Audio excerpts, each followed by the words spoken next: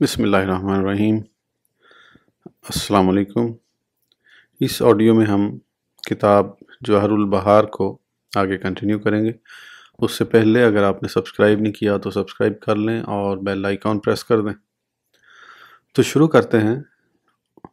इमाम फ़खरुद्दीन राज़ी रहमतुल्लाह अलैह के फरमूदात ग्रामी। आपने तबलीग का हक़ अदा कर दिया है।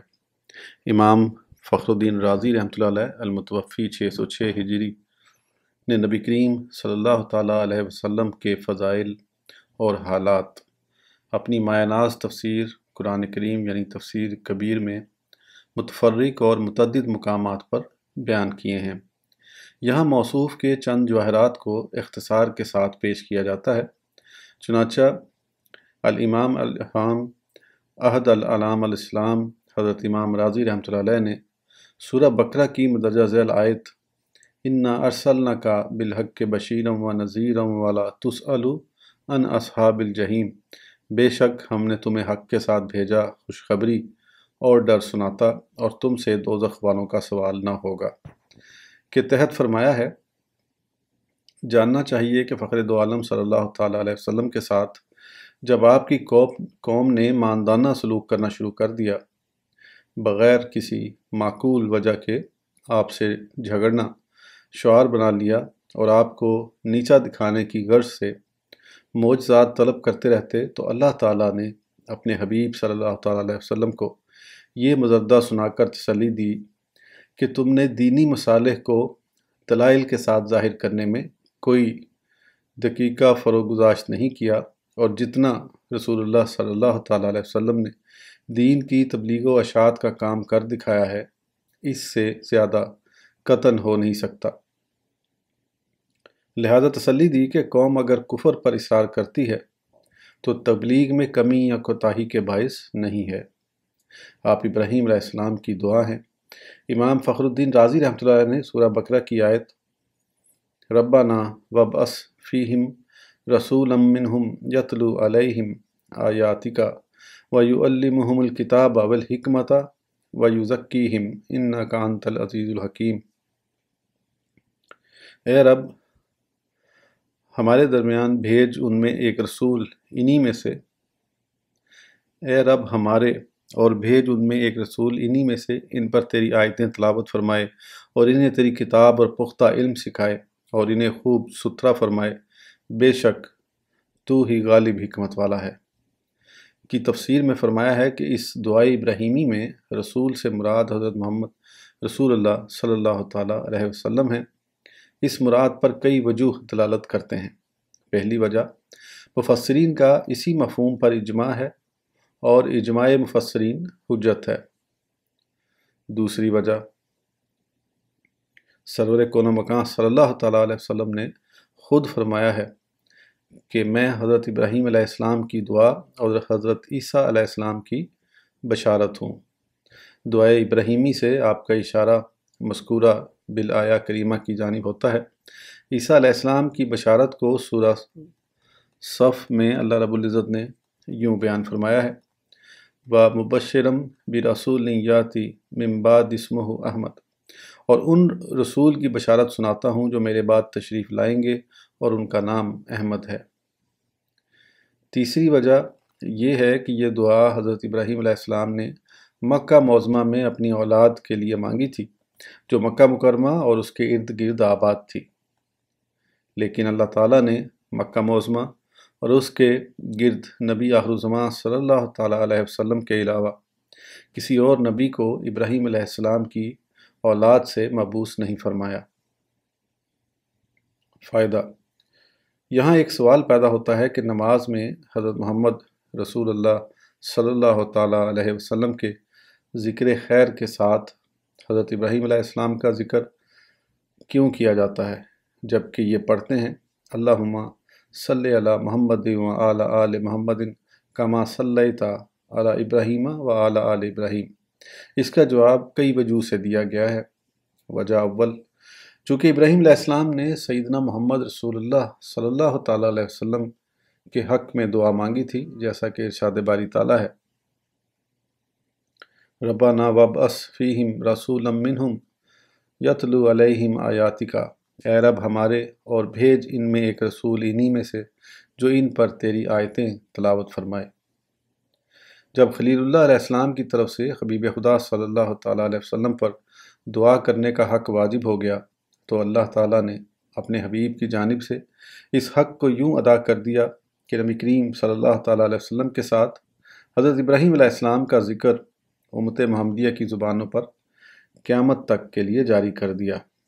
وجہ دوم، حضرت ابراہیم علیہ السلام نے رب کریم سے یہ سوال کیا تھا، وَاجْعَلْ لِي لِسَانَ صِدْقٍ فِي الْآخِرِينَ، اور میری سچی ناموری رکھ پچھلوں میں، یعنی اے پروردگار عالم، امت محمدیہ کی زبانوں پر میری تعریف جاری رہے۔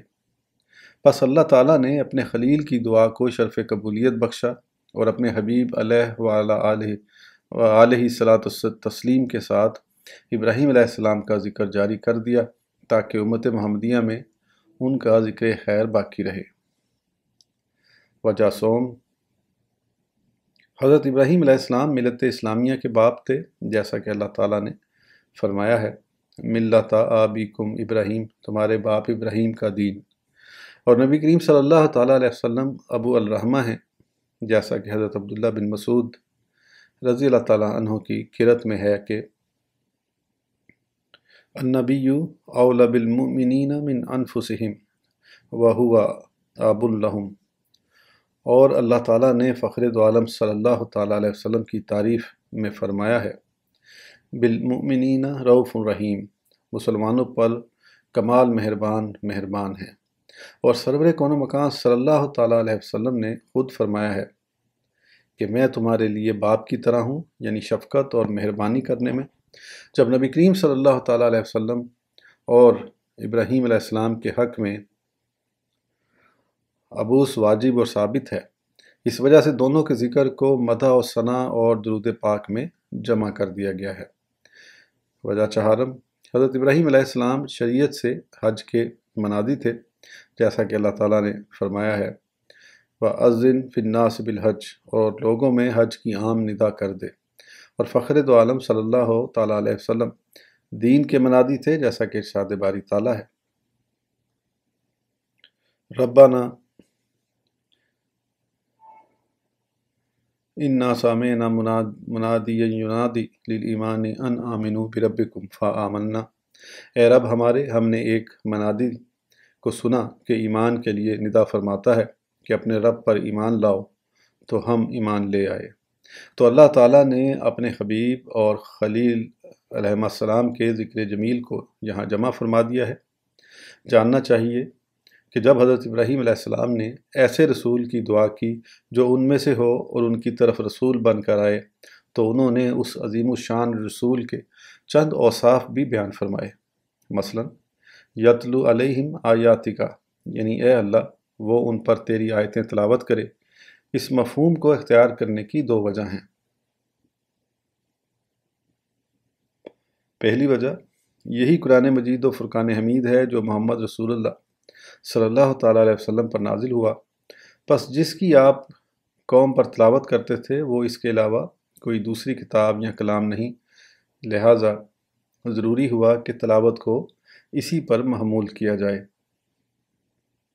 دوسری وجہ جائز ہے کہ مذکورہ آیات صانع کے وجود پر دلالت کرنے والی ہوں، اور ان کی تلاوت کرنے سے مقصود یہی ہو کہ وہ ان کے ذریعے لوگوں کو نصیحت کریں، آیات تلاوت کر کے قرآن کریم کی جانب لوگوں کو بلائیں اور ایمان جیسی متاع عزیز سے انہیں مالا مال کر دیں۔ دوسرے رسول صلی اللہ تعالیٰ علیہ وسلم کی توصیف میں اللہ تعالیٰ نے فرمایا ہے، وَيُعَلِّمُهُمُ الْكِتَابَ، اور وہ انہیں کتاب سکھائے۔ اس سے مراد یہی ہے کہ وہ رسول لوگوں کو کتاب کی تلاوت کرنے کا حکم دے گا اور اس کے معنی اور حقائق کی تعلیم دے گا، کیونکہ تلاوت کئی وجہ سے مطلوب و مقصود ہے۔ وجہ اول، اہل تواتر کی زبانوں پر اس کے الفاظ کو باقی رکھنے کی غرض سے، تاکہ اس کے الفاظ تحریف اور تبدیل ہونے سے بچے رہیں۔ وجہ دوم، یہ ہو سکتی ہے کہ اس کے الفاظ اور حسن ترتیب و نظم وغیرہ آپ کا معجزہ ہو، اس تلاوت میں عبادت و اطاعت پائی جائے، اس لیے قرآن کریم کی قرأت و تلاوت کا نمازوں اور دیگر عبادتوں میں عبادت کا مقام ہو۔ یہ تلاوت کا حکم ہے، لیکن سب سے بڑی حکمت اور اعلیٰ مقصد اس کے ذریعے دلائل اور احکام کی تعلیم دینا ہے۔ اللہ تعالیٰ نے ہدایت اور نور کے ساتھ قرآن کریم کی تعریف کی ہے، کیونکہ اس میں معنی، حکمتیں اور اسرار و رموز ہیں۔ اسی لیے اللہ تعالیٰ نے پہلے اس کی تعلیم کا ذکر کیا اور اس کے بعد اس کے حقائق و اسرار کا تذکرہ فرمایا۔ وجہ صوم یہ ہے کہ رسول اللہ صلی اللہ تعالیٰ علیہ وسلم کے اوصاف سے تیسری صفت یہاں حکمت بیان فرمائی ہے، یعنی آپ لوگوں کو حکمت بھی سکھائیں، اور یہ جاننا ضروری ہے کہ قول و فعل کی اصلاح کو حکمت کہتے ہیں، اور جس شخص کے اندر یہ دونوں اوصاف پائے جائیں اسے حکیم یعنی دانا کہا جائے گا۔ حکمت کے مفہوم میں مفسرین کا اختلاف ہے۔ ابن وہب رحمۃ اللہ علیہ کہتے ہیں کہ میں نے امام مالک رضی اللہ تعالیٰ عنہ سے پوچھا کہ حکمت کیا چیز ہے؟ انہوں نے فرمایا کہ دین کی معرفت اور اس کی فقاہت کا ادراک و فہم اور ان کے مطابق اتباع کرنے کا نام حکمت ہے۔ امام شافعی رحمۃ اللہ علیہ نے سنت رسول صلی اللہ تعالیٰ علیہ وسلم کو حکمت قرار دیا ہے۔ یہی قتادہ رحمۃ اللہ علیہ کا قول ہے، لیکن انہوں نے حکمت کے مرادی معنی میں اور بھی کئی اقوال نقل کیے ہیں۔ وجہ چہارم کے بارے میں انہوں نے فرمایا ہے کہ ارشاد باری تعالیٰ وَيُزَكِّيهِمْ کے مطابق رسول اللہ صلی اللہ تعالیٰ علیہ وسلم کی یہاں یہ چوتھی صفت مذکور ہوئی ہے۔ تزکیہ کی دو تفسیریں منقول ہیں۔